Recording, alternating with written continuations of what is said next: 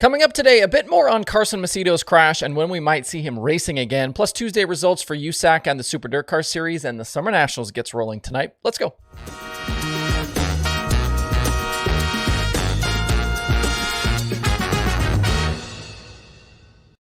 It's Wednesday, June 14th. I'm Justin Fiedler. This is Dirt Tracker Daily. I haven't done this in a hot minute, but I wanted to give a shout out today to all the channel members who support what I'm doing. It's no small thing to hop in and back this show and the project, and the help does not go unnoticed. Recent additions to the program include Rodney, Simon, Penn Central, and Rich. Membership costs a couple of bucks a month, and you get added perks like a merch discount all the time. You can see the full details by clicking the join button on this video or on the channel. Last Saturday night at Knoxville, we were all witness to Carson Macedo's scary crash in the World of Outlaws race that included a nasty hit to the outside wall and the car bursting into flames after it came to a rest. As we talked about back on Monday, Macedo was initially knocked unconscious, but later walked with some help to the ambulance.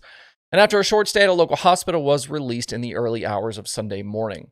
In the aftermath, there's been obviously plenty of discussions and thoughts from various folks about what happened and the response to it. We've seen Brad Doty and Brian Brown debate, fuel tanks and bladders. There's calls for traveling safety teams and questioning of the fire bottle systems that were mandated across the sport. If you didn't see the replays or the various screenshots, the installed fire bottle was ejected from the car while it was flipping, so it's clearly not in place to aid with fire suppression. I think onboard fire suppression is absolutely necessary, but there obviously is work to be done on the mounting system for the bottles if they aren't staying in place during crashes. And there's obviously a lot to review here for sure, and hopefully it will lead to some positive change. I don't know what the answers are to some of these questions, the fuel cell, fuel bladder things, but you'd hope that the smart technical people around the sport will speak up in the right places and be heard. A lot did go right, though, for Macedo to come out of an incident like that and be on his way home in a matter of hours. Jeremy Elliott reported yesterday that there is some chatter out there that Macedo could return to the seat as soon as this weekend at Beaver Dam, despite his, quote, fractured rib and minor burns. The JJR 41 is in the thick of the World of Outlaws Championship battle right now, but hopefully a move like this means his health is good, as that's really the most important thing. On a related note, Justin Peck did return to racing this past weekend after his crash that was nasty at Bridgeport. He finished 4th at Lincoln Speedway on Saturday and will supposedly join Ohio Sprint Speed Week at some point coming up before returning to Pennsylvania for their Speed Week, which starts on Friday, June 23rd at Williams Grove. Before we move on to some racing, I've got a sprint car ride update. Ian Madsen recently stepped back from racing the TKS Motorsports car in the Midwest. And this past weekend, it was Caleb Johnson in the car. Going forward, though, the 2KS Outlaw ride will be filled by Chase Randall. The car will continue to race weekly at Knoxville and in other events that don't interfere with Randall's schedule aboard his own 9 machine. Randall will debut in the car this Friday night at Jackson Motorplex. Over to some results and some racing from Tuesday night. Jake Swanson stayed absolutely rolling with the USAC National Sprint Cars. He grabbed a flag-to-flag win at Grandview Speedway. His win from pole was the second in a row, third in 4 races, and 6th straight podium result in USAC National Sprint Car competition.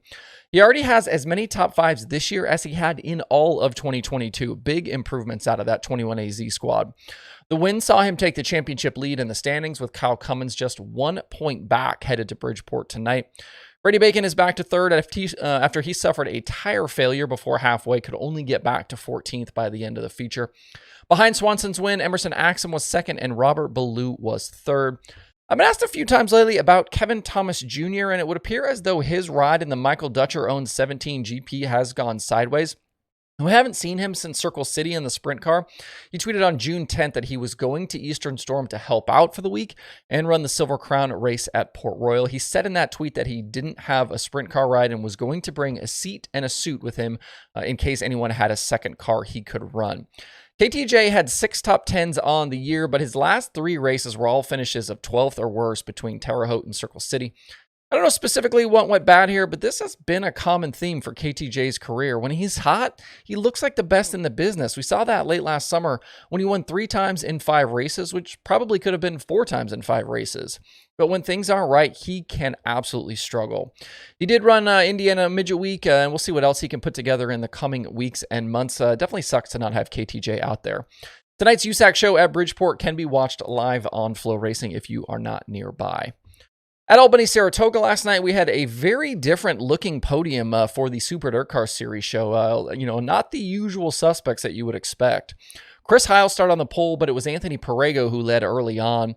Heil was able to get back by Perego past halfway for the lead after running as low as 4th at one point. Perego later ended up out of the race after what looked like maybe engine issues. Out front, Heil's 5.8 threw sparks all the way to his first career series victory. Matt DiLorenzo went 6th to 2nd and Adam Pearson in 3rd. New points leader Matt Shepard was 6th after a trip to the work area, and Matt Williams had ended up 8th. Stuart Friesen missed the night's main event entirely after a spin and issues in the night's first B-main. Big blocks were scheduled to be at Airborne Speedway tonight, but that race was postponed yesterday because of a poor forecast. They are working on a makeup date. Next up for the Super DIRTcar Series is a July 3rd stop at Land of Legends. For the light model fans out there, the 38th edition of the DIRTcar Summer Nationals gets going tonight at Peoria. Series is back to a traditional Hell Tour look with 28 races in 33 days coming up. This season, though, instead of an overall points champion earning a big check, the point fund will be paid out weekly, with the standings being reset to 0 to start each of the 5 weeks. And I think their idea here is that it will hopefully help with the car count issue. You know, in past years, especially here recently, you've only had a handful of guys that were able to make kind of the whole schedule. But now, since nobody will need to run the entire thing to make some money, it'll hopefully draw some more cars. According to a release from the series, some names to expect during this first week include multi-time champions Bobby Pierce and Shannon Babb, and then guys like Ryan Unzicker, Jason Fager, Frank Heckenast Jr., Dennis Erb Jr., Brian Shirley, Ashton Winger, Joseph Joyner, and more. Week 1 will continue through Sunday with other stops at Kankakee County, Tri-City, Fairbury, and Sycamore. On the modified national side, things will be wide open with Nick Hoffman, now a full-time late model competitor with the World of Outlaws. One other series note here with Ruben Morales, now the lead announcer for the Outlaws. You're going to hear veteran Chris Steppen on the mic all month long. If you can't get to these Hell Tour shows, they will be live over on Dirt Vision. Around the other dirt racing podcasts this week, Passing Points has Talon Turner, QuickTime has Tyler Swank, Dirt Tracks and Rib Racks has Eli Holden, All Gas No Brakes has Hudson O'Neill, Reese O'Connor, and more. Doing Which on Dirt has Gray Parton, and there are new episodes from The Dirt Reporters, The Dirt Nerds, Dirt Track Confessions, Hoagie's Garage, Dirt Track Weekly, and Non-Wing Worldwide. To see all of these shows, all of the new episodes, hop over to dirttracker.com/podcast. If you know of a podcast out there for dirt racing that I don't have on this page, feel free to reach out and let me know, and we'll get it added over here. That's it for today. Don't forget about the streaming schedule over at dirttracker.com if you're looking for something to watch today. It's a busy dirt racing week. It's been busy up to this point. It's going to continue. A lot of stuff going on, so that'll be a good place to check if you're looking for something to watch later on tonight when you get done with work. I hope you guys have a good Wednesday out there. We'll see you right back here tomorrow.